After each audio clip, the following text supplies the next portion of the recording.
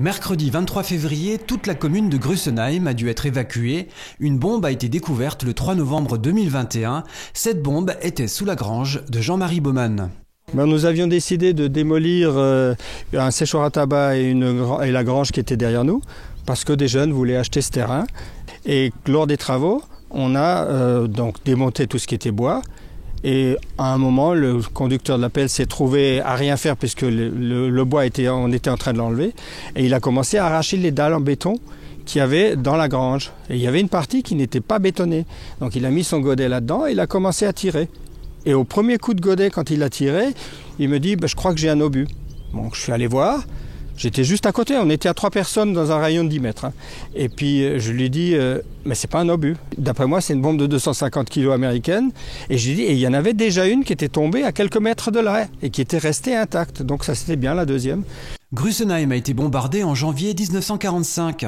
Jean-Paul Simler habitait dans la propriété de cette fameuse grange. Il avait alors 9 ans et demi. Plusieurs habitants sont venus se réfugier dans leur cave. Leur maison était l'une des rares à ne pas avoir été détruite. Comme on était à 35, il fallait se chauffer un petit peu. On avait un petit poêle de 40 cm et on faisait un peu de feu dans la cave. Et aussi pour cuisiner un peu quelque chose.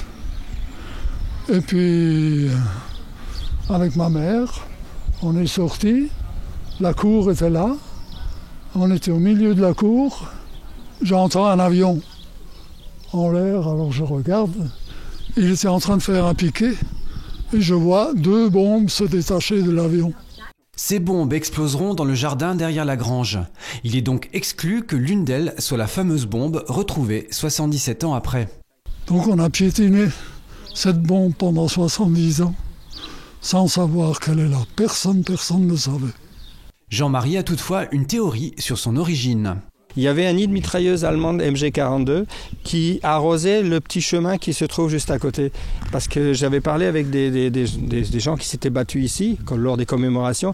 Ils disaient qu'on se faisait arroser dès qu'on arrivait dans ce qu'on appelait le Gassala ici.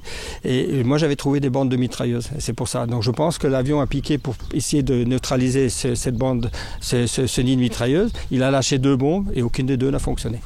En novembre dernier, cette bombe est retrouvée. Le déminage a été prévu en février, les forces de l'ordre étant très occupées durant les fêtes de fin d'année. Tout un protocole a été mis en place par la sous-préfecture pour évacuer le village.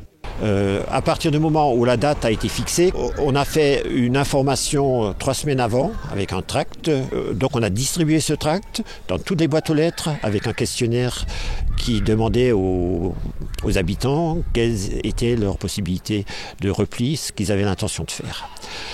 Une semaine après, nous avons fait un porte-à-porte, et là c'est vraiment la commune qui l'a fait, avec les pompiers volontaires, les sapeurs-pompiers du village, avec les conseils municipaux qui étaient volontaires aussi. On a contacté toutes les personnes pour rechercher le questionnaire qui avait été distribué et pour répondre éventuellement à des questions s'il y en avait.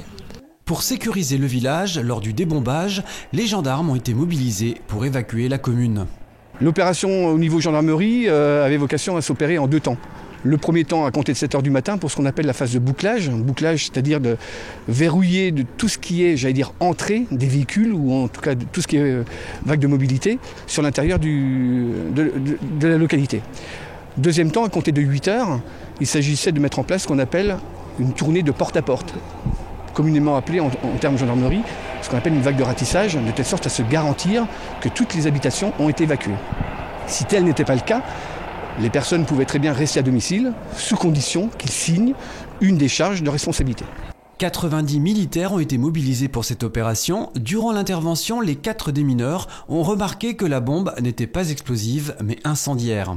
Alors du coup on a le modèle, c'est une ANM-76, c'est une fusée, c'est toujours une bombe américaine de 500 livres. Simplement, au lieu d'avoir de l'explosif dans le corps, on a un liquide gélifié qui ressemble peu ou prou au napalm et qui est incendiaire. Donc la chaîne, au lieu d'avoir des fusées d'amorçage qui mettent, qui donnent une onde de détonation et de l'explosif pour une destruction massive, en fait les fusées donnent une onde explosive à une âme explosive qui transmet à du phosphore et ensuite au gel, qui déchire l'enveloppe et qui incendie l'entourage sur une bonne centaine de mètres de rayon. C'est pour ça que ce métier, ça reste un métier à risque, mais quand on le pratique, on le fait avec les mesures de sécurité et les mesures conservatoires que l'on prend aujourd'hui. C'est déjà la seconde bombe retrouvée à Grussenheim, une autre a déjà été désamorcée en 2005.